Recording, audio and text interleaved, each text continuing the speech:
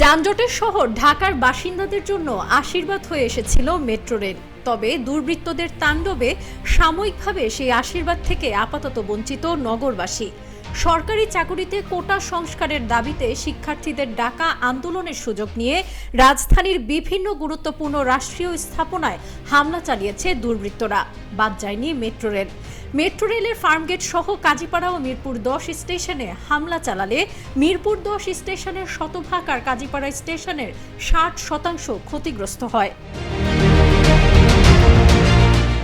হামলায় টিকিট বিক্রির machine, computer, printer, সময়সূচির monitor ভেঙে ফেলা হয়েছে। ক্ষতিগ্রস্ত হয়েছে অ্যাক্সেস কন্ট্রোল গেট। এই প্রেক্ষাপটে জরুরি মেরামতের প্রয়োজনে এবং জনগণের জানমালের নিরাপত্তার স্বার্থে পরবর্তী ঘোষণা না দেওয়া পর্যন্ত মেট্রো রেল চলাচল বন্ধ ঘোষণা করে কর্তৃপক্ষ। 20 জুলাই সকাল থেকে বন্ধ রয়েছে মেট্রো রেল চলাচল, যা পরবর্তী ঘোষণা না দেওয়া পর্যন্ত বন্ধ থাকবে। শুক্রবার সাপ্তাহিক ছুটির দিনে দুটি স্টেশনে ভয়াবহ হামলার পর এই সিদ্ধান্ত নেয় মেট্রো কর্তৃপক্ষ।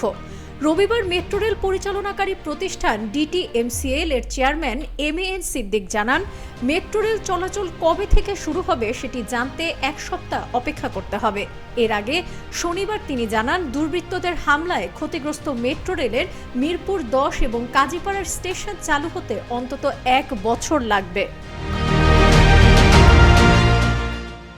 ঢাকায় 2022 সালের 28 ডিসেম্বর চালু হয় মেট্রো রেল। সরকারের মেগা প্রকল্পগুলোর অন্যতম এই যোগাযোগ ব্যবস্থা চালুর পরই জনপ্রিয় হয়ে ওঠে। শুরুতে উত্তরা থেকে আগারগাঁও পর্যন্ত চলাচল করেছে মেট্রো রেল। 2023 সালের জুলাইয়ে আগারগাঁও থেকে মতিঝিল অংশ খুলে দেওয়া হয়। কোটা সংস্কার আন্দোলনের শুরুর দিকে যখন সড়কে যানজট ছিল, সে সময়ও মেট্রো রেলের সব স্টেশনেই ছিল ভিড়। কোটা সংস্কার আন্দোলনকে শান্তিপূর্ণ আন্দোলন হিসেবে অভিহিত করেছিল আন্দোলনকারী শিক্ষার্থীরা।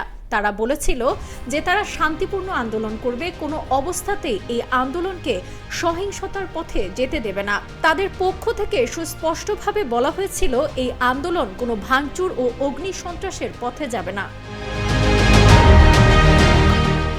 স্টেশনে থাকা সিসিটিভি ক্যামেরাগুলো ভাঙচুর করা হলেও ভেঙে ফেলার আগ মুহূর্ত পর্যন্ত ক্যামেরাগুলোয় হামলাকারীদের ভিডিও ছবি ধারণ করা হয়েছে। সেসব ছবি ভিডিও দেখে হামলাকারীদের শনাক্ত করে গ্রেপ্তার করা হবে বলে জানিয়েছে মেট্রো রেল সূত্র। সাবরিনা কাজী, কালের কণ্ঠ।